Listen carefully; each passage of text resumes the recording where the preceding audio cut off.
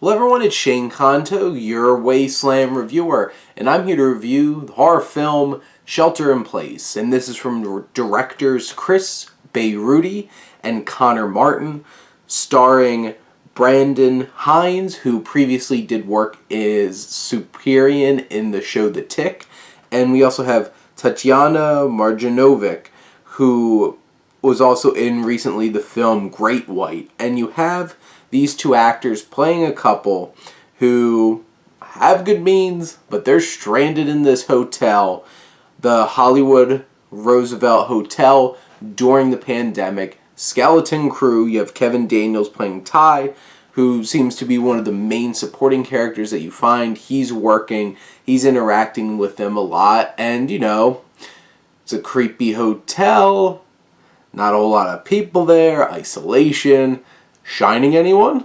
And they definitely have nods to The Shining at the beginning as this camera follows John Burke, Brendan Hines' character, through the hotel, and the sounds going on in the background very much vaguely sound like the Shining soundtrack.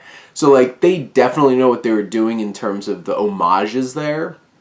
But specifically for this, you could feel that going on here, and there's definitely moments where this film starts to heighten up the slashing, the bloodiness, the scares, the thrills.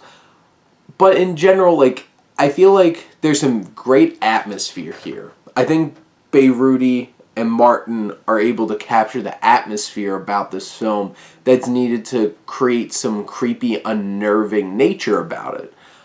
But I also feel like these two characters are so distant and unlikable that it's really hard to connect with and actually care about them. They're just it's like first world problems, oh, I'm stuck in this big hotel almost to myself during all of this pandemic thing. And yes, you have the cabin fever. There's definitely some great visuals. There's really compelling opening sequence that really brings mystery about it, and you're like, okay, what's going on here? And you definitely have a lot of those kinds of moments. The blood and guts are there. So if you're in for the blood and guts, you get that in this film.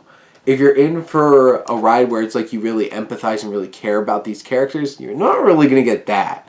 I just felt like they weren't that interesting, they weren't that likable. And it's hard to really care about them when you don't have that connection, and there's no weight then to all of the craziness that's happening to them. You're just kind of well, okay, this is happening. Well, if I'm enjoying that kind of stuff happening, then I'm getting more out of this. I don't think this is a bad time. I think it's more of a mixed bag kind of time. Because if you connected more with the characters, I feel like there would be a lot more weight and heft to what's going on in this creepy, unnerving hotel setting.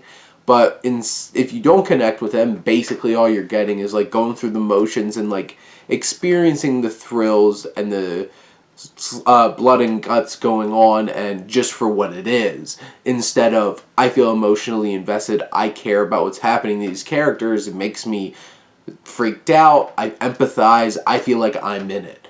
And you feel like you're from a bit of a distance, and makes for a less effective experience watching this film. But I do think that there's plenty of atmosphere and thrills here for genre fans out there to get enough out of the film to really enjoy it. So I feel like Shelter in Place is one of those kinds of films where it's depending on how much the connection to characters matters to you, you can range from I thought this was, it was an experience, there's things I appreciated about it, and maybe if it doesn't matter as much to you, you could just really enjoy it for the creepy atmosphere and the thrills and the blood and guts that you get along the way.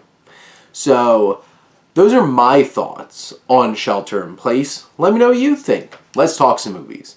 But thank you as always for tuning in and supporting your Wasteland reviewer.